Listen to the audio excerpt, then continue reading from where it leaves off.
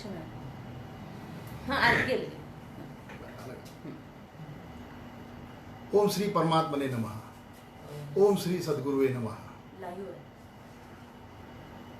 आज या एकादशीच्या दिवशी मी तुम्हा सर्व ज्ञानी साधकांचे मनपूर्वक या ठिकाणी स्वागत करतो. मी डॉक्टर विकास बाहेकर या जीवनदर्शन व्यासपीठ फेसबुक लाईव्हवर आपल्या सर्वांचं गुरुपौर्णिमेच्या या उत्तरार्धाच्या या चिंतनामध्ये आपल्या सर्वांचं मनपूर्वक या ठिकाणी स्वागत करतो. मागच्या वेळी आपण व्यास गुरुपौर्णिमा याची आपल्या संस्कृतीशी जुळलेली नाळ आपण मागच्या वेळेस त्याची चर्चा केली. आज गुरुपौर्णिमा, गुरु शिष्य, संत विचार आणि एकंदरच आपल्या या इतिहासामध्ये या गुरु शिष्य परंपरेचं योगदान नेमकं काय त्याविषयी आपण थोडंसं पाहूया. मागच्या वेळेस मी एका विषयाला हात घातला होता, तिथून आपण सुरुवात करूया इतिहासाची. लॉर्ड मॅकॉले यांनी 1835 मध्ये ब्रिटिश पार्लमेंटमध्ये भारतीय किंवा हिंदुस्थानी उपखंडामध्ये शिक्षणाची प्रणाली कशी असावी यावर एक विस्तृत असं विवेचन करून आपल्या इथली गुरुकुल पद्धती नष्ट झाल्याशिवाय आपण यांच्यावर राज्य करू शकणार नाही अशा प्रकारचे त्या ठिकाणी निवेदन केलं होतं. या पार्श्वभूमीवर आपल्याला आपला इतिहास पाहायचा आहे. आपल्या देशाची ज्ञानाची गुरुकुल पद्धतीची संस्कृती ती फार जुनी जरी असली तरी आपण सामान्यतः इसवी सन पूर्व 400 वर्षापासून जर विचार केला तर महात्मा गौतम बुद्धांनंतर महात्मा गौतम बुद्धांच्या विचाराची एक बुद्ध परंपरा आपल्या या देशामध्ये फार मोठी ज्ञानाची सुरू झाली. तिथे भिक्खू संघ आणि त्यांच्याबरोबर असलेले गुरु शिष्य अशा प्रकारचा एक फार मोठा समुदाय निर्माण झाला. त्या काळामध्ये संस्कृती, कला, वैभव याला सुद्धा फार मोठं उधाण आलं. परंतु हा काळ जो आहे हा जसा जसा पुढे चालत गेला तसं तसं इसवी सन 600 पर्यंत हर्षवर्धनच्या काळापर्यंत ही परंपरा चालू राहिली भिक्खू संघाची. त्याच्यामध्ये हळूहळू कुठल्याही संस्थेमध्ये ज्या पद्धतीने काही विकृत विचार घुसतात आणि नंतर त्याचं ध्वस्त व्हायला सुरुवात होते तशा पद्धतीने त्याच्यामध्ये काही गोष्टी अतिरेक सुरू झाला आणि मग तिथल्या गुरु शिष्य परंपरेचं आपल्या या संस्कृतीचं मिळते जुळतं पण जे ते नष्ट व्हायला लागलं. आणि मग नंतरच्या काळामध्ये इसवी सन 800च्या दरम्यान आचार्य आदि शंकराचार्य यांच्या काळामध्ये एक फार वैशिष्ट्यपूर्ण घटना झालेली. ती घटना अशी की त्या काळामध्ये वैदिक किंवा ज्याला आपण आपल्या देशात असलेला वेदांतातील जो एक मुख्य धर्म आहे त्या विचारधारेला धरून त्या काळामध्ये खंडनमंडन व्हायचं आणि मग ज्या दोन व्यक्तींमध्ये खंडनमंडन होऊन जो जिंकायचा त्या व्यक्तीनं एक तर दुसऱ्याचं शिष्यत्वपात करायचं किंवा स्वतः अग्निकाष्ट भक्षण करायचं किंवा अग्नीमध्ये स्वतःचा जीव द्यायचा अशा प्रकारची परंपरा होती. आणि या खंडनमंडनामध्ये त्या काळामध्ये 2-3 महत्त्वाच्या घटना मला सांगणं आवश्यक आहे. त्या दृष्टिकोनातून की गुरु शिष्य परंपरा आपल्याकडे सारखी चालू होती. तर कुमारील भट्ट नावाचे एक विद्वान त्या काळामध्ये मीमांसक म्हणतात त्यांना, ते त्या काळामध्ये होते आणि त्यांनी त्यांचे काका जे धर्मकीर्ती म्हणून होते त्यांनी बौद्ध धर्म स्वीकारलेला होता. आचार्य धम्मपाल यांच्या गुरुत्वाच्या खाली किंवा गुरु परंपरेखाली ते स्वतः शिक्षण घेत होते आणि त्यांनी मग कुमारील भट्टांना त्यांच्या खंडनमंडनामध्ये पराभूत केलं आणि मग कुमारील भट्टांनी जे की या वैदिक तत्त्वज्ञानाचे अभ्यासक होते त्यांना बौद्ध धर्म स्वीकारावा लागला. आणि मग एक दिवस धर्मपाल या त्यांच्या गुरूंनी वेदांची ज्यावेळेस अपमान केला त्यावेळेस हे कुमारील भट्ट जे आहेत त्यांना त्या ठिकाणी आवाहन केलं आणि मग त्यांच्या खंडमंडनामध्ये दुर्दैवानं धर्मपाल जे ते हारले. आणि ते हारल्यानंतर त्यांनी बौद्ध धर्म म्हणजे वैदिक धर्म स्वीकारण्याच्या ऐवजी स्वतः अग्निकाष्ट भक्षण केलं आणि अशा प्रकारे आपल्या गुरुचं आपल्याकडून वध झाला याचं शल्य जे आहे ते अतिशय मनामध्ये बोचून कुमारील भट्ट जे ते नाराज झाले. इकडे त्या दरम्यान शंकराचार्यांना असं सांगितलं की तुम्हाला जर खऱ्या अर्थानं या वैदिक धर्माचा प्रचार प्रसार करायचा असेल तर तुम्ही कुमारील भट्टांना वादामध्ये पराभूत करा. ते तेव्हा त्यांना जेव्हा पाहायला गेले तेव्हा कुमारी भट्ट हे स्वतः गुरूंना त्यांनी जे अपमानजनक पद्धतीमध्ये त्यांनी मृत्यू पत्करला तशा पद्धतीत त्यांना खंत झाल्यामुळे त्यांनी स्वतः अग्निकाष्ट भक्षण करण्याकरता ते त्यावेळेस स्वतः चितेवर बसलेले होते. त्यांनी सांगितलं आचार्य शंकरांना की तुम्ही याऐवजी माझा जो शिष्य आहे मंडन मिश्र यांच्याशी वादविवाद करा. आणि मग त्याकरता आचार्य शंकर आणि मंडन मिश्र यांचा महिष्मती नगरीतील हा जो वाद आहे खंडन मंडनाचा हा अतिशय प्रसिद्ध आहे शास्त्रामध्ये. आणि तिथे बौद्ध मताचं आचार्य शंकरांनी ज्यावेळेस खंडन केलं म्हणून त्यांना प्रबुद्ध त्यांना बौद्ध मताचं खंडन केल्यामुळे त्यांना त्यावेळी त्या ठिकाणी मंडन मिश्रांनी त्यांचं शिष्यत्व पत्करलं. आणि शिष्यत्व पत्करल्यानंतर त्यांनी सुरेश्वराश्वर म्हणून सुरेश्वराचार्य अशा प्रकारचं नाव दिलं आणि ते त्यांच्याबरोबर सामील झाले. तात्पर्य असं की या बुद्ध काळामध्ये ही ज्ञान परंपरा जी ती गुरु शिष्य परंपरेनुसार चालू होती. मग त्यानंतर इसवी सन 1000 मध्ये गोरक्षनाथ आणि त्या काळामध्ये आपल्याकडे बाहेरून येणारे लुटारू जे होते त्यांची सुरुवात झाली.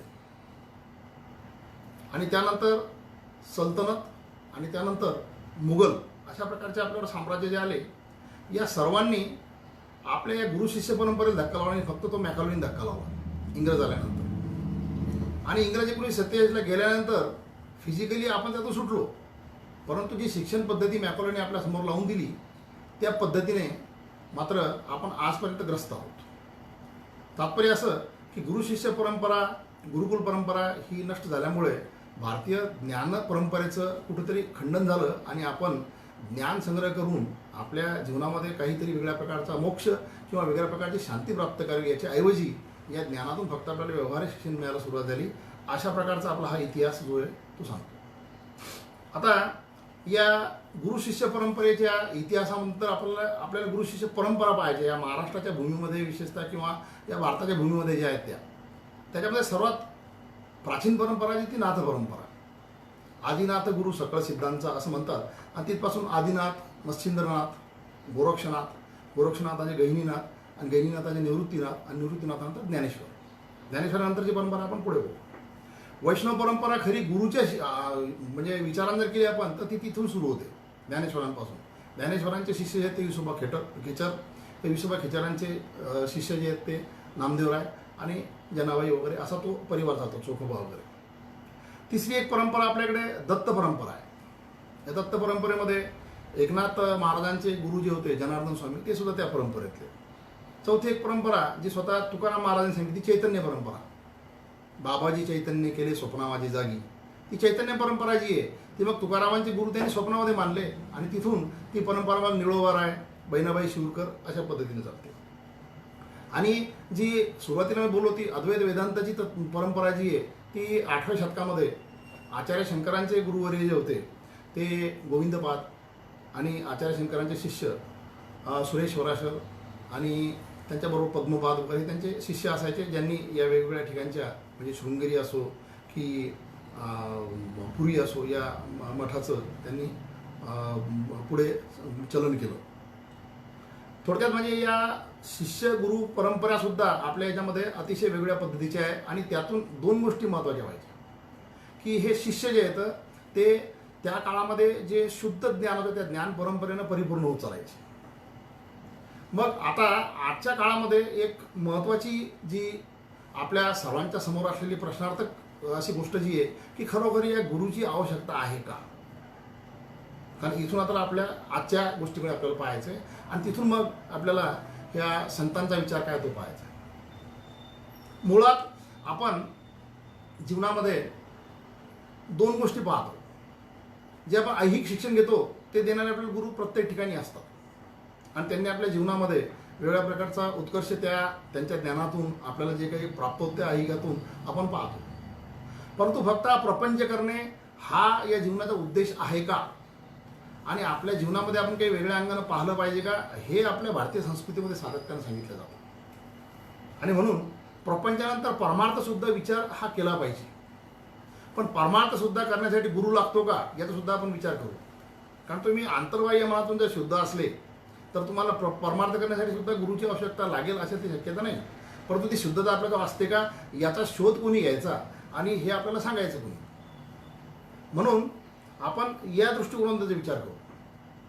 सुरुवातीला प्रपंच, भवसागर, संसार, व्यवहार ह्या गोष्टी ज्या येतात याच्याबद्दल आपण थोडंसं काहीतरी चिंतन करूया. हे शब्द वारंवार आपल्याला येतात. त्यातला एक सगळ्यात मोठा प्रश्न आहे भवसागर. सागरामध्ये ज्या पद्धतीने लहरी सारख्या येत असतात तशा पद्धतीने तुमच्या माझ्या जीवनामध्ये सातत्यानं काहीतरी बदल येत असतात.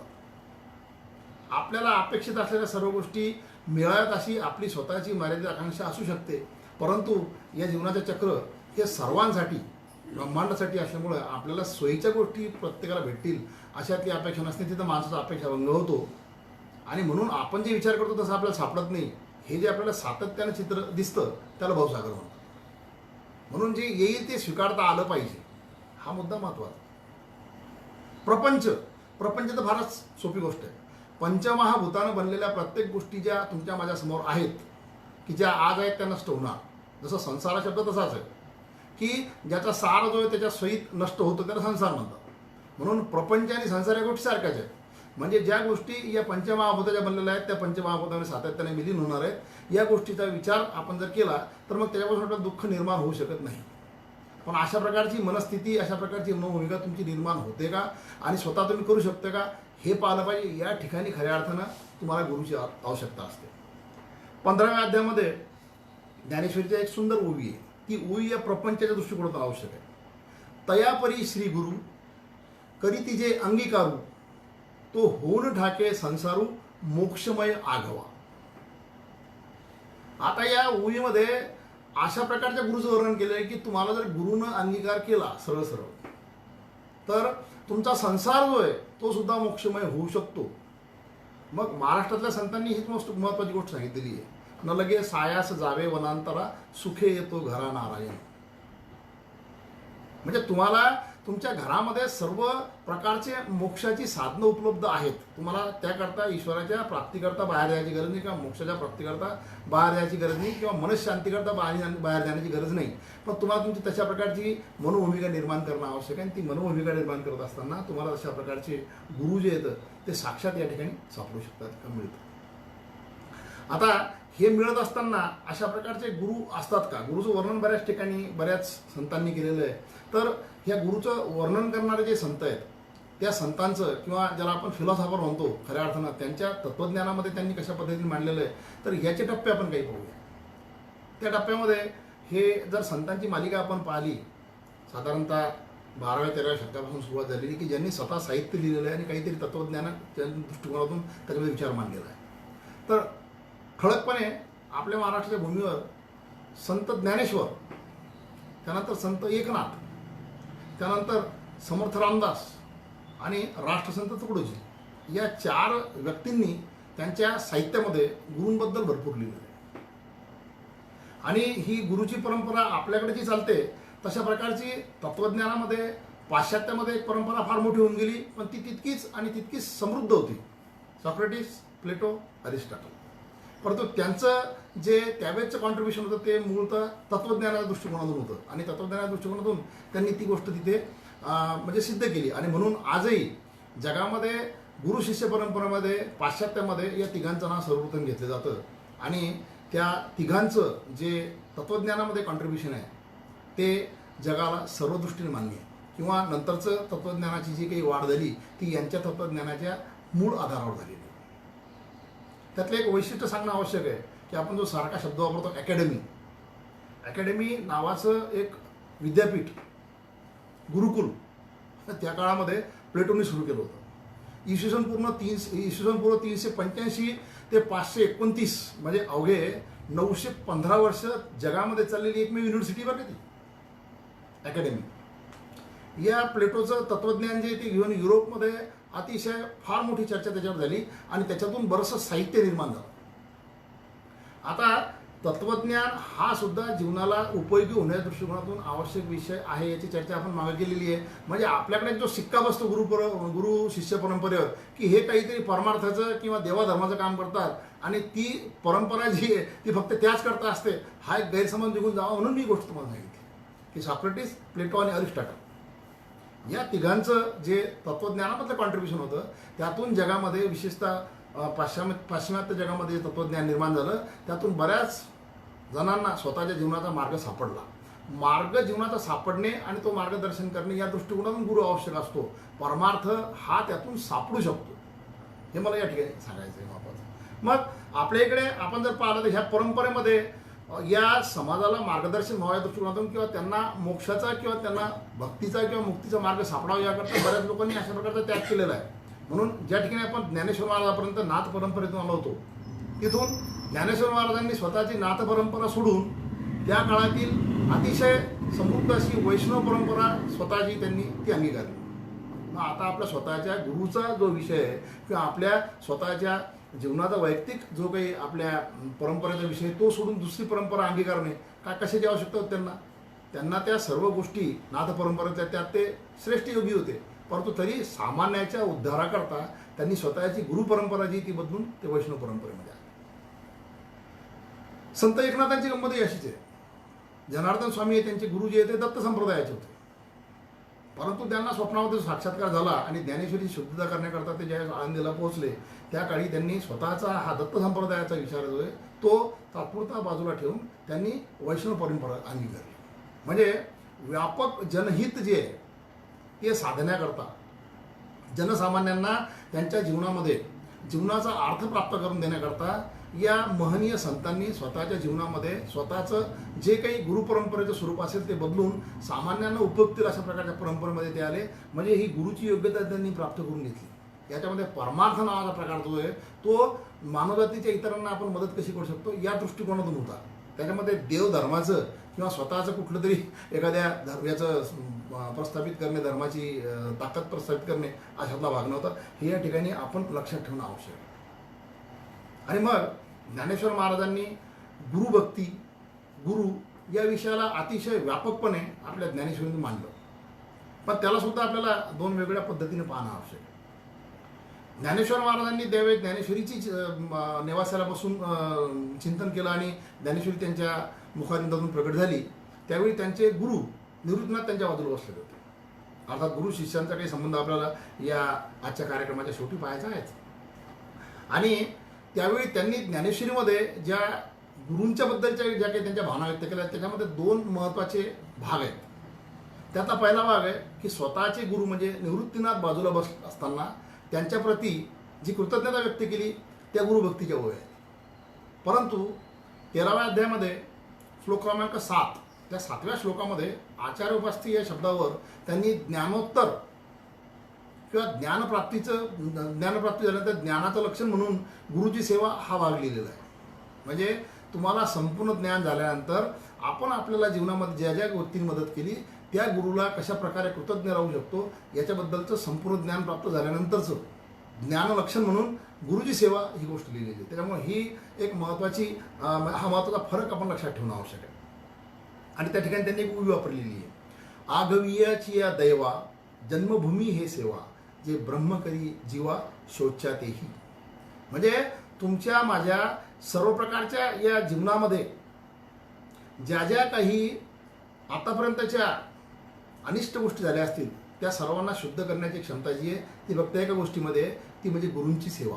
आणि मग त्याने जवळपास 92-94 ओव्यांचं फार मोठं गुरुचं असं स्तवन त्या ठिकाणी लिहिलेलं आहे. आणि गुरुची सेवा कशी करावी याबद्दलचं ते गुरुभक्तीचं त्या ठिकाणी निरूपण किंवा वर्णन केलेलं आहे.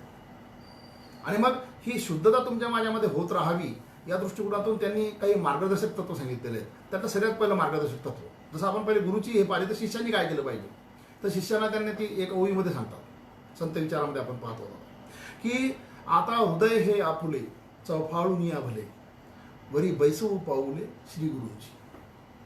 याचा अर्थ असा आहे की तुमच्या जीवनाला मार्गदर्शन करत असताना तुम्हाला गुरु म्हणून जर कोणी पाहिजे असेल तर तुमच्या स्वतःला तशा प्रकारचे काही प्राथमिक बदल स्वतःमध्ये करणं आवश्यक आहे. म्हणजे तुम्हाला गुरुनी तुमचा अंगीकार करायचा सर्व आणि मग तुमच्यातल्या प्रत्येक वाईट गोष्टी त्यांनी दुरुस्त करत बसायचं अशातला भाग नाही.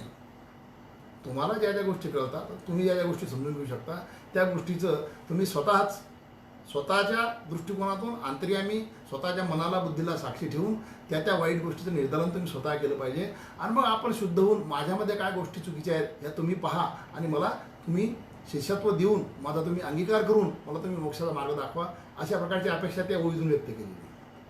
आणि म्हणून ज्यावेळेस आपण गुरु शिष्य हा भाग पाहतो त्यावेळेस शिक्षण हा शब्द तिथे येतो. शिक्षण म्हणजे एज्युकेशन. तर इड्यूस हा जो शब्द आहे म्हणजे एज्युकेशन ज्याच्यापासून म्हणलं त्या इड्यूस या शब्दाचा खरा अर्थ आपल्याला समजून घेणार. इड्यूस म्हणजे to develop or to come out or to take out, बाहेर काढणे. शास्त्र असं सांगतं की तुमच्या आमच्या प्रत्येकाच्या अंतर्यामी ज्या ज्या काही म्हणजे अंतःकरण चतुष्टा व्यतिरिक्त ज्या ज्या काही सुप्त शक्ती आहे तुमच्या बुद्धीमध्ये मनामध्ये, त्या शक्ती ज्या असतात त्या लोपलेल्या असतात किंवा त्या सुप्त अवस्थेमध्ये असतात. आणि जो खऱ्या अर्थाने द्रष्टा असा गुरु असतो किंवा द्रष्टा व्यक्ती असतो तो त्या व्यक्तीला पाहून किंवा त्या मुलाला पाहून किंवा त्या समोरच्या साधकाला पाहून त्याच्या अंतर्यामी असलेल्या गुणाला बाहेर काढून त्याला पैलू पाडण्यास काम करत असतो. मुळात तुम्हाला मला शिक्षण कोणी देत नाही. तुमच्या अंतर्यामी असलेल्या सुप्त गुणाला बाहेर काढून त्याला व्यक्त अवस्थेमध्ये पैलू पाडण्याचं काम जो करतो त्याला खऱ्या अर्थाने गुरु म्हणतात, तो सद्गुरू. मग ही स्वतः स्वामी विवेकानंदांनी एज्युकेशनची मांडलेली व्याख्या आहे. आणि इड्यूस या शब्दाचा अर्थ सुद्धा डिक्शनरी मिनिंग असं आहे, to develop or to take out or to come out, बाहेर काढणे. मग जसं जमिनीच्या पोटामध्ये पाणी आहे पण ज्यावेळेस तुम्ही विहीर खोदता, ज्यावेळेस तुम्ही ट्यूबवेल घेता त्यावेळेस ते पाणी बाहेर येतं. पोटामध्ये पाणी आहेच पण तो प्रयत्न तुम्हाला करावा असतो. तो तशा प्रकारचा प्रयत्न करून प्रत्येक व्यक्तीला घडवून त्याला समाजाप्रती किंवा मानवतेप्रती व्यक्त होता येईल चांगल्या प्रकारे, अशा प्रकारे उभं करणारा जो व्यक्ती असतो त्याला सद्गुरू म्हणतात. इथे परत मी एकदा तिसऱ्यांदा सांगतो, त्यामध्ये धर्म, देश, भाषा, जात किंवा कुठल्या प्रकारचा अशा प्रकारचा एक मार्ग बनवायचा असा कोणत्याही प्रकारचा त्यांचा म्हणजे भाग नसतो. म्हणजे त्यात एकारलेपणा कुठलाही विचारता नसावा. प्रत्येक माणसाला मानव म्हणून कशा प्रकारे जगता येईल आणि तो मानवांच्या कशा प्रकारे उपयोगी येईल हा भाग त्याच्यामध्ये पाहावा लागत असतो. म्हणून ज्ञानेश्वर महाराज पुढे म्हणतात, माझं हृदय सद्गुरू तेने तारीला हा संसार पुरू, म्हणून विशेषी अत्यादरू विवेकावरी. माझ्या हृदयात सातत्यानं मी त्या ईश्वराला बसवून ठेवलेलं आहे गुरुच्या स्वरूपामध्ये. कारण मी आता माझं हृदय जे ते स्वच्छ केलं, आता हृदय आपले चौफाळून या भले वरी बैसवू पावले श्री गुरूंची. आणि मग तो बसल्यानंतर माझं हृदय सद्गुरू तेने तारीला हा संसार पुरू, म्हणून विशेषी अत्यादरू विवेकावरी.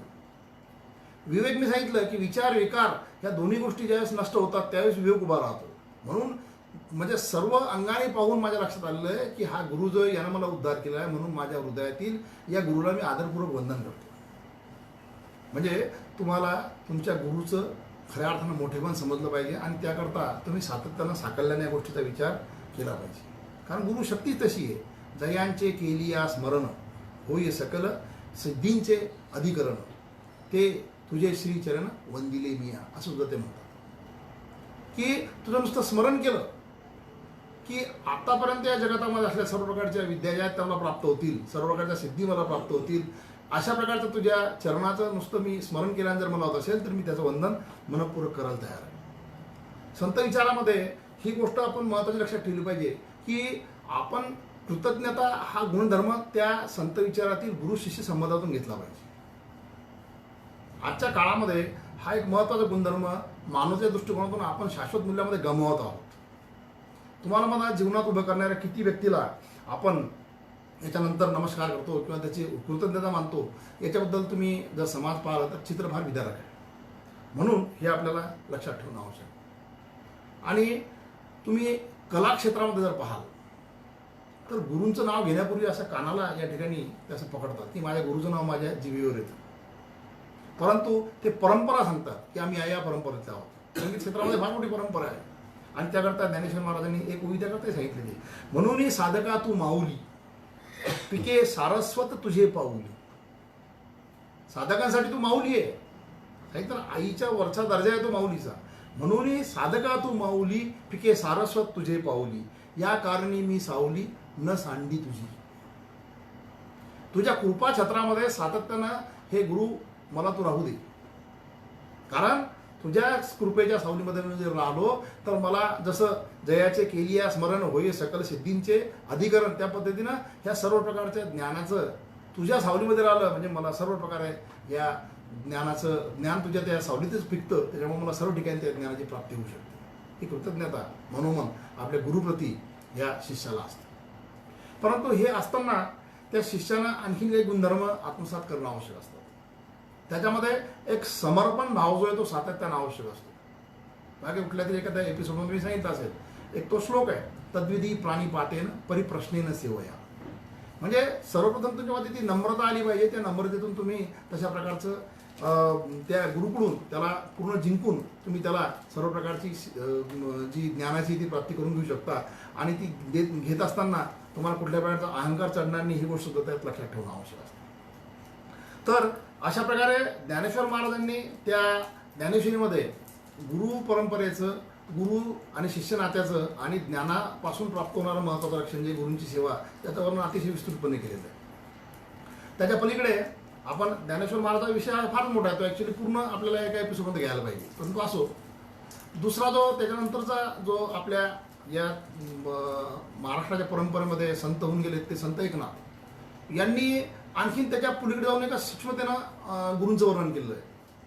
भागवतामध्ये एकादश स्कंद जो आहे, जो भगवंतानी उद्धवाला सांगितलेला आहे, त्याचं भागवतामध्ये म्हणजे एकनाथी भागवतामध्ये रूपांतर करून ज्ञानेश्वर महाराजांनी जशी ज्ञानेश्वरी निर्माण केली तशी संत एकनाथांनी ते उद्धवांचं आणि भगवंताचं जे उद्धव गीता आहे त्याचं तिकडे निर्माण केलेलं आहे. त्याच्यामध्ये 7वा, 8वा आणि 9वा हे जे 3 अध्याय आहेत, या अध्यायामध्ये त्यांचं एक अवधूत आणि यदू हा राजा या दोघांचं एक वर्णन सांगितलं. त्याच्यामध्ये त्यांनी त्याचे 24 गुण सांगितलेले आहेत. आता आपण ही गोष्ट आजच्या काळामध्ये अंगीकारली पाहिजे.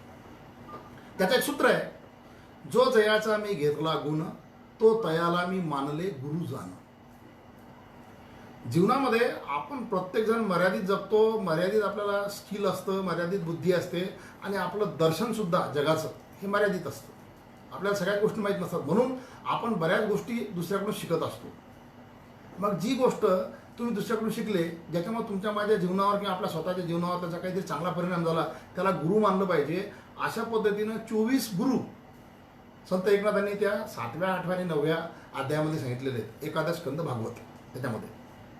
मग त्याच्यामध्ये मुंगी गुरु आहे, इवन वेश्यासुद्धा गुरु आहे, मधमाशी गुरु आहे, आप, तेज, वायू, गगन हे सर्व गुरु आहेत त्याच्यामध्ये. हे सर्व गुरु आहे. कबूतरसुद्धा गुरु आहे. कबूतर असं गुरु सांगितलं की कबूतर हे स्वतःच्या संसारामध्ये जास्त अटकलेलं असतं, म्हणून कबूतरावर लक्ष ठेवायचं आणि त्याला गुरु माना की असं करायचं नाही. म्हणजे करायचं तर आहेच काही गोष्टी, त्याच्याकरता गुरु लागतात, आणि असं करायचं नाही याच्याकरता गुरु लागतात, हे नको. मासा त्याच प्रकारचा गुरु आहे. मासा त्या गळाला फसतो, त्याच्याकरता तो तिथे म्हणजे फसतो आणि मरतो, हे लक्षात ठेवून तुम्ही माशापासून ते शिकलं पाहिजे. म्हणजे काही करायसाठी गुरु आणि काही न करायसाठी गुरु, हे असं आपल्याला करायचं नाही. हे अशा प्रकारचे 24 गुण जे हा सुद्धा आजच्या काळामध्ये जीवन जगत असताना आपल्या जीवनाला अधिक समृद्धता येईल. फक्त आर्थिक समृद्धता येऊन चालत नाही, अधिक जीवन जगण्यामध्ये समृद्धता येईल आणि जीवनामध्ये आनंद प्राप्त होईल. अशा दृष्टिकोनातून आपण तशा प्रकारचे गुरु आपण मानले पाहिजे किंवा सांभाळले पाहिजे. आणि जो जो आपल्याला अशा प्रकारचा एक काहीतरी गुणधर्म देईल त्याच्याप्रती आपण सातत्यानं मात्र कृतज्ञ राहिलं पाहिजे, हे निश्चित आवश्यक आहे प्रत्येक ठिकाणी. त्यानंतर रामदास स्वामीचा दासबोध हा एक अद्भुत ग्रंथ आहे. समाजकारण, राजकारण, संघ आणि ह्या सर्व याचं अतिशय विस्तृतपणे मांडणी जी केलेली आहे, त्याकरता प्रत्येक व्यक्तीने जीवनामध्ये दासबोध हा ग्रंथ वाचला पाहिजे. विशेषतः तुम्हाला एक मी त्याची गोष्ट आहे की त्यातला एक मूर्ख लक्षणाचा जो समास आहे तो जर वाचला ना तुम्ही, तर 24 तासामध्ये तुमच्या माझ्यामध्ये त्या मूर्ख लक्षणातले जे लक्षण सापडतात त्यात बदल करण्याकरता आपण निश्चितपणे प्रवृत्त होतो. अतिशय प्रभावी अशा प्रकारचं मांडणी समर्थ रामदासांनी केलेली आहे. आणि त्याचं वैशिष्ट्य पण असं आहे की जसा जसा काळ पुढे गेला तशा त्या काळामध्ये ही मराठी भाषा तुमच्या माझ्या जवळची आहे. कारण ज्ञानेश्वरांची जी उकारांत भाषा त्या काळातली प्राकृत, त्याच्यापेक्षा संत तुकारामांची किंवा एकनाथांची आणि त्याच्याहीपेक्षा समर्थ रामदासांची ही मराठी भाषा तुम्हाला मला समजायला होती. त्याच्यामध्ये गुरुचं वर्णन करत त्यांनी फारच सुंदर गोष्ट सांगितलेली की गुरुचं मी वर्णन असं करतो की ज्याचं कुठल्याही प्रकारचं वर्णन केलं जात नाही त्याला गुरु म्हणतात. कारण माझी मती खरोखर छोटी आहे, आणि या छोट्या बुद्धीनं मी ज्या ज्या प्रकारची उपमा द्यायला त्याला सुरुवात करतो त्या सर्व प्रकारच्या उपमा त्या ठिकाणी कमी पडतात. मग सूर्याची उपमा द्यावा तर सूर्यसुद्धा नंतरच्या वेळात अंधकारात जातो आणि तो गुरु कधीही अंधकारामध्ये जात नाही. परिसाची उपमा द्यावी तर परीसुद्धा स्वतः लोखंडात सोनं करू शकतो, पण तो लोखंडाला परीस करू शकत नाही. पण गुरु मात्र आपल्या शिष्याला स्वतःपेक्षा श्रेष्ठ होतो. म्हणजे असं म्हणतात की कुठल्याही गुरुला त्याच्या शिष्यानं जर त्याचा पराभव केला तर त्याच्यात आनंद कशात नसतो. म्हणजे अशा प्रकारे त्यांनी बरेच त्याच्यामध्ये उदाहरणं दिलेले आहेत आणि त्या उदाहरणामध्ये त्यांनी सगळ्यात महत्त्वाचे 2 उदाहरणं ते समजून घेणं आवश्यक आहे. ते म्हणतात की गुरु हा कल्पतरूपेक्षा आणि चिंतामणीपेक्षाही श्रेष्ठ आहे. हे मात्र लक्षात ठेवलं पाहिजे. जसं आपण तिकडे मासा पाहिला, तिकडे आपण कबूतर पाहिलं, तसं कल्पतरू आणि चिंतामणी. कल्पतरू ही संकल्पना आपल्या संस्कृतीमध्ये किंवा आपल्या या विचारधारेमध्ये अशा पद्धतीची आहे की आपण जी कामना करू ती कामना परिपूर्ण करण्याची क्षमता त्या वृक्षामध्ये असते. परंतु गुरु तुम्हाला अंतर्वायी इतकं परिपूर्ण करतो की तुमच्या अंतर्यामी अशा प्रकारची कोणती कल्पना किंवा अशा प्रकारची अपेक्षा राहणारच नाही. हे श्रेष्ठत्व गुरुच आहे. चिंतामणी चिंतामणी सुद्धा त्या कल्पतरूचा भाऊ मावस भाऊ आहे किंवा कामधेनू सुद्धा त्या एकाच ग्रुपमधले ते सर्वजण जे तुमच्या मनोकामना पूर्ण करतात. परंतु चिंतामणी सुद्धा तुम्हाला अपेक्षित ज्या गोष्टी पाहिजे असतात त्या तुम्हाला देऊ शकतो किंवा तुमच्या मनातील चिंता हरण करू शकतो. तर गुरु तुम्हाला अशा प्रकारे सिद्ध करतो की तुम्हाला कुठलीही अपेक्षा राहणार नाही आणि तुमच्या मनामध्ये कोणत्या प्रकारची चिंता राहणार नाही. अशा प्रकारे तुम्हाला परिपूर्ण करणारा गुरु आहे असं समर्थ रामदास दासबोधामध्ये सांगतात. त्या पहिल्या दशकामध्ये 4था समास आहे तो सद्गुरुस्तवन. म्हणजे या सर्व चर्चेमध्ये परत एक गोष्ट मला सांगणं आवश्यक आहे. याच्यामध्ये कुठलाही अशा प्रकारचा एक आपल्याला म्हणजे पंथ किंवा संप्रदाय चालवायचा या दृष्टीने त्यांनी त्या गोष्टी लिहिलेल्या नाहीत. तर समूळ मानवाची उन्नती कशा पद्धतीने होऊ शकेल हे त्यांनी त्या ठिकाणी पाहिलेलं आहे. म्हणून ज्ञान एकदा जर प्राप्त झालं माणसाला तशा प्रकारचं जे शुद्ध ज्ञान असतं, सर्वांमध्ये समत्व मानणारं, त्या सर्वांना साक्षीत्वानं ईश्वराचं स्थान आहे असं मानणारं, तर त्या मनुष्याला अंतर्यामी समाधान मिळू शकतं असं सांगणारी ओवी जी आहे ती 8व्या अध्यायामध्ये की गुरु जो असतो त्या गुरुपासून गुरुपाशीच असते ज्ञान, ज्ञानी आत्मदर्शन, दर्शनी समाधान आथी जेथे. 18व्या अध्यायातली ओवी आहे ती. त्या ओवीमध्ये असं म्हणतात की गुरुपाशी ज्ञान असतं. त्या ज्ञानातून काय होऊ शकतं तर तुम्हाला आत्मदर्शन झालं पाहिजे की माझ्याच हृदयामध्ये ईश्वराचं साक्षीत्व आहे आणि माझ्याजवळ जसं आहे तसं सर्वांपाशी ते आहे. म्हणजे आत्मज्ञानाबरोबर ब्रह्मज्ञान हे त्यातून तुम्हाला होऊ शकतं जर तुम्हाला शुद्ध पद्धतीचं ज्ञान असलं तर. कारण गुरुपाशी ते ज्ञान असतं आणि गुरु तशा प्रकारे तुम्हाला परिपूर्ण करतो. हे आत्मज्ञान तुम्हाला मिळाल्यानंतर किंवा हे तुम्हाला आत्मदर्शन प्राप्त झाल्यानंतर त्यातून तुम्हाला कोणती गोष्ट मिळू शकते? समाधान. आता आपण पहिला धागा जर पाहिला तर तुम्हाला मला व्यवहार्य गुरुंनी सर्व सुख प्राप्त करून दिलेले आहेत, परंतु हा जो गुरु आहे हा तुम्हाला सद्गुरू समाधान प्राप्त करून देईल. समाधान म्हणजे तुम्ही आहे त्या परिस्थितीमध्ये आनंदी आहात ही त्याची अपेक्षा असते आणि म्हणून तुम्हाला मला तशा प्रकारची अवस्था प्राप्त करून देणारा तो गुरु. मग अशा प्रकारचं समाधान प्राप्त झाल्यानंतर तुमच्या माझ्याकडे कोणती गोष्ट राहते किंवा मग या जीवनामध्ये आपण काय केलं पाहिजे. एक वेगळ्या प्रकारचं शिष्य परंपरा पाहण्यापूर्वी फक्त एका वाक्यामध्ये मी ही गोष्ट तुम्हाला सांगतो की आपण जर ईश्वराच्या अंश असू तर ईश्वराची ही संकल्पनाच आनंदाची तर आनंद घन म्हणतात. मग आनंदाचे जर आपण अंश असेल तर तुमच्या माझ्या जीवनामध्ये आनंद निर्माण झाला पाहिजे. तो आनंद निर्माण झालेला आपण इतरांमध्ये वाटला पाहिजे किंवा तशी वाटण्याची क्षमता तुमची आमची झाली पाहिजे. आणि तशा प्रकारचं तुमचं स्वतःची ओळख करून देणारा जो असतो त्याला सद्गुरू म्हणतात. की तू व्यक्ती म्हणून तू नाही, तू त्या ईश्वराचा अंश आहे. तू जर ईश्वराचा अंश आहे तर त्याच्यासारखा तुला आनंद हा निर्माण करता आला पाहिजे आणि तो वाटता यायला पाहिजे. आणि ते जर असेल तर तुमच्या जीवनाला याच ठिकाणी सर्व प्रकारचा मोक्ष प्राप्त होऊ शकतो. म्हणून ती ओळी पहिली मी परत वाचतो एकदा किंवा लक्षात येईल तुमच्या ती. तयापरी श्री गुरु जे करी ती अंगीकारू तू होऊन ठाकू संसारू मोक्षमय आगवा. म्हणजे गुरुने जर अंगीकार केला तर हा तुमचा पूर्ण देह जो आहे किंवा जीवन जे मनुष्य देह मिळाल्यानंतर हे जीवन जे हे पूर्ण मोक्षमय होऊ शकतं. त्याच्याकरता न लगे सायास जावे वनंतरा सुखे येतो घरा नारायण. म्हणजे तुम्ही संसार सोडून जा वगैरे अशा गोष्टी त्याच्यामध्ये नाही. अशा प्रकारचा गुरु तुम्हाला आम्हाला सापडला. शेवटच्या टप्प्यामध्ये मला काही गुरु शिष्याच्या म्हणजे ज्याला आपण म्हणतो अनुपम्य अशा प्रकारच्या जोड्या सांगायच्या आहेत.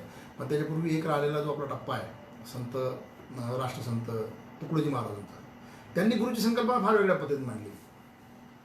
27व्या नंबरचा त्यांचा जो ग्रामगीतेतला अध्याय आहे सामुदायिक प्रार्थना, त्याच्यामध्ये गुरुची संकल्पना जी मांडलेली आहे ती अतिशय वेगळी आणि व्यापक संकल्पना आहे.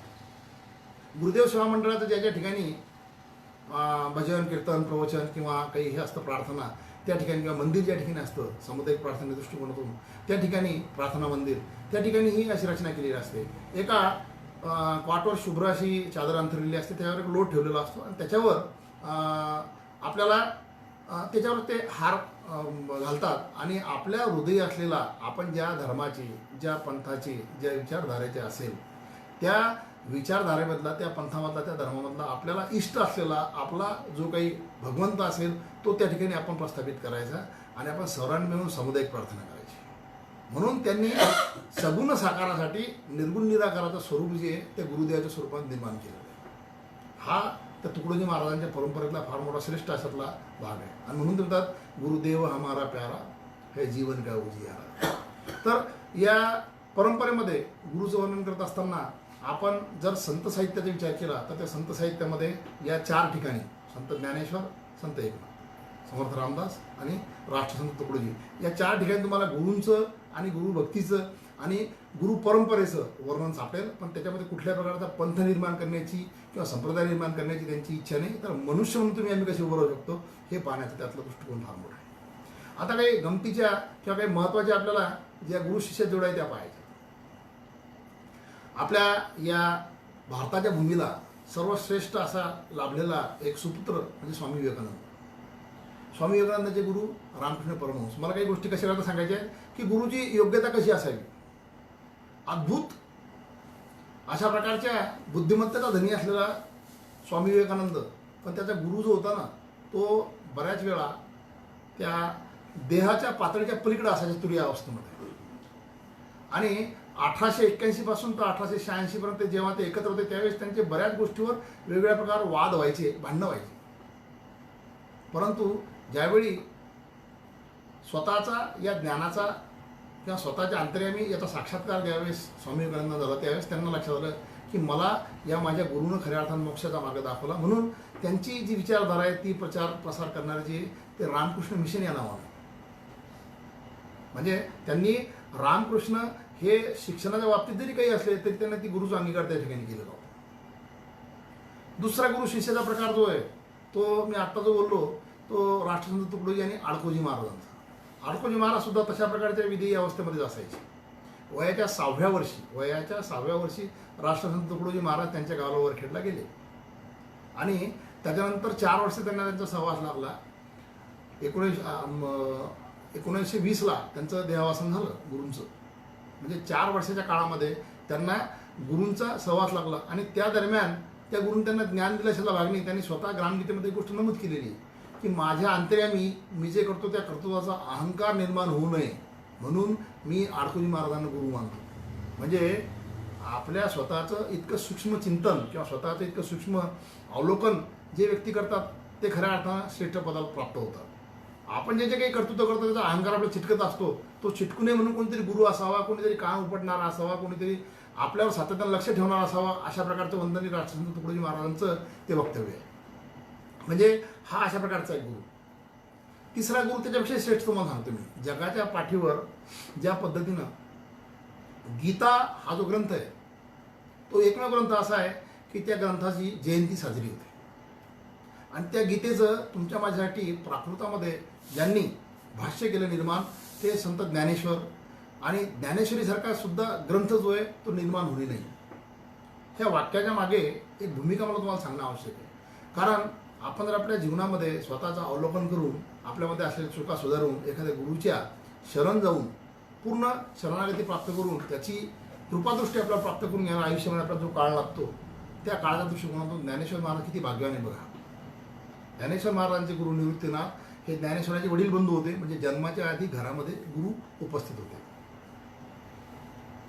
आयुष्यभर गुरु सोबतच होते. कारणाटे असो परिस्थिती कशी असो सोबत होते. ज्ञानेश्वरी सांगताना अधिष्ठान म्हणून तिथे निवृत्ती महाराज बसलेले होते.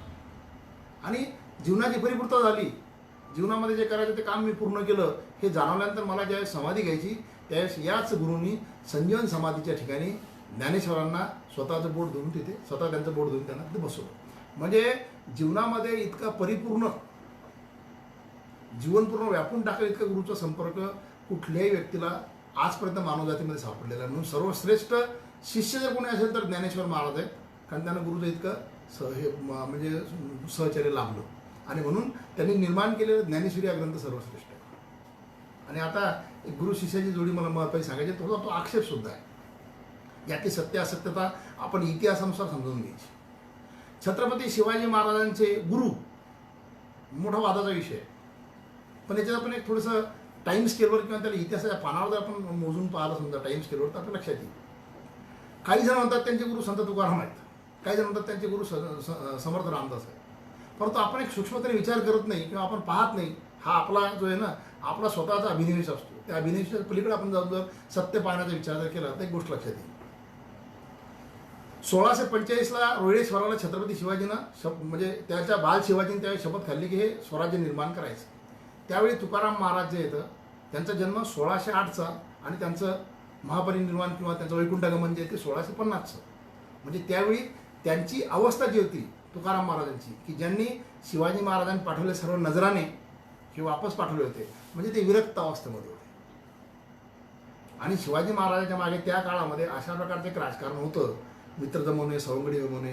या काळामध्ये त्यांना त्यांच्या अशा प्रकारच्या काही गुरुची अवस्था वाटली असेल असं इतिहासामध्ये कुठेही सिद्ध होऊ शकत नाही. निश्चितपणे तुकाराम महाराजांच्या अभंगाने त्यावेळेस समाजामध्ये तशा प्रकारची निर्मिती केली, त्यामुळे अंतर्यामी छत्रपती शिवाजी त्याबद्दल कृतज्ञ असतील. परंतु त्यांना शिष्य म्हणून आणि यांना म्हणजे तुकाराम महाराजांना गुरु म्हणून स्वीकार करण्याची त्यांना त्या काळात आवश्यकता वाटली असेल असं काही चित्र मला वाटत नाही. नंतरचा प्रकार जो आहे रामदास म्हणून त्यांचे गुरुजी मानतात तो सुद्धा काळ जर पाहिला तर तो 1666-67चा काळ आहे. तोपर्यंत शिवाजी महाराजांचं कर्तृत्व सर्व प्रकारे सिद्ध झालेलं होतं. मग आता या ठिकाणी एक गोष्ट लक्षात येईल की 1666 पर्यंत म्हणजे अफजल खानाची स्वारी, त्यानंतर दिल्लीचं जे आग्र्याचं अटक आणि सुटका हे झालेलं होतं. नंतर शाहिस्तेखानाचाही प्रकार झालेला होता. म्हणजे शिवाजी महाराजांचं शौर्य, शिवाजी महाराजांची बुद्धिमत्ता, शिवाजी महाराजांचं स्वतःचं जे कर्तृत्व आहे ते सिद्ध झालेलं होतं. आणि त्यानंतर बाजी घोरपड्यांना मारल्यानंतर त्यांचा मुधोळ प्रांताचा चाफळचा जो आश्रम होता तिथून रामदास स्वामींनी शिवाजी महाराजांना पत्र लिहिलं आणि त्याच्यामध्ये निश्चयाचा महामेरू हा उल्लेख आहे. एक गोष्ट निश्चित, समर्थ रामदासांमुळे छत्रपती शिवरायांचं जे स्वरूप आहे ते समकालीनत्वाच्या त्या काळामध्ये त्यांनी खऱ्या अर्थानं शुद्ध पद्धतीने लिहिलं असल्यामुळे शिवाजी महाराजांचं स्वरूप आपल्याला समर्थ रामदासांच्या साहित्यामध्ये मिळतं. ही आपली उपलब्धी आहे खऱ्या अर्थानं. म्हणजे शिवाजी महाराज कसे असावे, उत्तम पुरुष लक्षणं हे सर्व छत्रपती शिवाजी महाराजांचं चरित्र आहे. म्हणजे आपल्याला समर्थ रामदासांची ती गोष्ट मिळाली. परंतु जीवनाच्या अतिशय पूर्वार्धामध्ये, जीवनाच्या समृद्ध झाल्यानंतरच्या किंवा सिद्ध झाल्यानंतर उत्तरार्धामध्ये ह्या दोन्ही प्रकारच्या गुरुची शिवाजीला आवश्यकता होती का हा विचार आपण केला पाहिजे. कारण शिवाजी हे खऱ्या अर्थानं स्वयंभू होते, ज्याच्या घरामध्ये आईकडून आणि वडिलाकडून राजकारण, समाजकारण आणि हे अशा प्रकारचं सातत्यानं ज्या काही लढाया व्हायच्या हे सातत्यानं चालू असल्यानंतर जे त्यांच्या रक्तामध्येच होतं तशा प्रकारचं ते व्यक्ती असल्यामुळे महात्मा फुलेंनी छत्रपती शिवाजी महाराजांच्या पोवाड्यामध्ये जे वर्णन केलं ते खऱ्या अर्थानं सत्य आहे. मासा पाणी खेळे तया गुरु कोण. ज्या पद्धतीनं पाण्यात माशाला पोहणं शिकवावं लागत नाही किंवा आपण म्हणतो कोळ्याच्या मुलाला पोहणं शिकवावं लागत नाही, तसं छत्रपती शिवाजी महाराजांना कोणी गुरु लागत असेल अशातली अपेक्षा किंवा अशा प्रकारची म्हणजे शक्यता त्यामुळे वाटत नाही. निश्चित एक गोष्ट आहे, कारण संभाजी महाराजांचं आणि शिवाजी महाराजांचं जो काही संबंध थोडाफार त्या काळामध्ये वितुष्ट आलं होतं, त्या काळात आपल्या साम्राज्यातील एक विवेकशील सद्विवेकशील व्यक्ती म्हणून एखाद्या वेळेस त्यांनी संभाजी महाराजांना समर्थ रामदासांकडे सज्जनगडावर जायला सांगितलं असण्याची शक्यता आहे आणि त्याच्या आपल्याजवळ बरेचसे डॉक्युमेंटेशन आहे. पण याचा अर्थ ते सरळ सरळ त्याला गुरु म्हणतात अशातला भाग नाही. कारण पत्रामध्ये जो उल्लेख येतो रामदास गोसावी अशा प्रकारचा आहे. इथे आपल्याला तुकारामाचं कनिष्ठता दाखवायचं नाही, शिवाजी महाराजांचं श्रेष्ठता दाखवायचं नाही किंवा रामदासाचे कनिष्ठ दाखवायचे नाही. ही आपल्याला संबंध दाखवायचा येतो आणि हा जो आक्षेप आहे याच्यावरचं सत्य आपल्याला विवेचन करायचं आहे. असो, याच्या पलीकडचं एखादं सत्य तुम्हाला जर सापडलं तर ते सुद्धा मी निश्चितपणे स्वीकारायला तयार आहे. परंतु ही अशा प्रकारची एक गोष्ट त्याच्यामध्ये आपण समजून घेतली पाहिजे. मी कागदपत्राच्या आधारे जो ऐतिहासिक पुरावे त्या आधारे ही गोष्ट बोललो असो, परंतु तरी सातत्यानं गुरु ही संकल्पना प्रत्येक व्यक्तीला आयुष्यामध्ये मार्गदर्शन म्हणून लागत असते. तर मग शिवाजी महाराज गुरु कोण? तर शिवाजी महाराज गुरु एकच, राजमाता जिजाऊ. जिजाऊ मासाहेबांच्या कणखर अशा बाण्यामुळं आणि त्याचबरोबर स्वतःच्या मुलाला जीवनामध्ये हे आपल्या समाजाला जे जे काही अन्याय अत्याचार आहेत त्यातून बाहेर निघून एक या अंधकारामध्ये वेगळ्या प्रकारचा सूर्य निर्माण झाला पाहिजे अशा प्रकारची दुर्दम्य इच्छाशक्ती त्या आईची होती. म्हणून शिवाजी महाराजांना सापडलेला त्या काळातला सर्वात श्रेष्ठ गुरु म्हणजे त्यांची आई होती. आणि म्हणून मागच्या एपिसोडमध्ये मी बोललो की आई प्रेमानं कधी कधी मुलाचा घात करते, परंतु आपल्याजवळ त्यावेळेस मी सांगितलं होतं की एक अपवाद आहे आणि ती म्हणजे राजमाता जिजाऊ. या बाबतीत मात्र कोणाचं दुमत असण्याची शक्यता नाही. असो, अशा प्रकारे या महाराष्ट्राच्या भूमीनं ज्ञानाचं, ज्ञान संवर्धनाचं आणि श्रेष्ठ गुरु शिष्य परंपरेचं जे काही योगदान या भारतीय संस्कृतीला दिलं त्याच्याबद्दल मी सविस्तर उहापोह या दृष्टिकोनातून केला. पण त्याचबरोबर आपण एक गोष्ट लक्षात ठेवली पाहिजे की आज ती शुद्ध गुरु शिष्य परंपरा आली नाही, कारण आपण अजूनही मॅकॉलॉजी शिक्षण पद्धती अवलंबतो. त्याच्यामुळे आपण दुसऱ्याच्या कुठल्याही विचाराला तितकं श्रेष्ठत्व देत नाही. आपलं काम भागलं म्हणजे आपण निघून जातो. म्हणून आपण संत एकनाथाचा जो विचार जो आहे, जो जयाचा मी घेतला गुण तो तयाला मानले गुरु जाणं, याचा जरी विचार केला तर आपण आपल्या जीवनाला उपकृत करणाऱ्या, आपल्या जीवनाला काहीतरी मार्गदर्शन करणाऱ्या किंवा आपल्या जीवनाला उपयुक्त अशा प्रकारच्या गोष्टीचं दिग्दर्शन करणाऱ्या प्रत्येक व्यक्तीला गुरु मानलं पाहिजे. तर आपल्यासमोर या ठिकाणी मी जे काही आज बोललो त्या सर्व गोष्टी ज्या आहेत त्यातील काही कॉन्ट्रावर्शियलसुद्धा असतील, त्यातील काही सत्य आणि विषयसुद्धा असतील, त्या सर्व आपण समजून घ्याव्यात. आणि त्यात काही नवीन मार्गदर्शन करण्यासारखं असलं तर त्यातही मला सांगावं. मी नम्रपणे त्याचा स्वीकार करण्यास तयार आहे. याच ठिकाणी माझ्या शब्दाला मी विराम देतो. हो. फिनिश.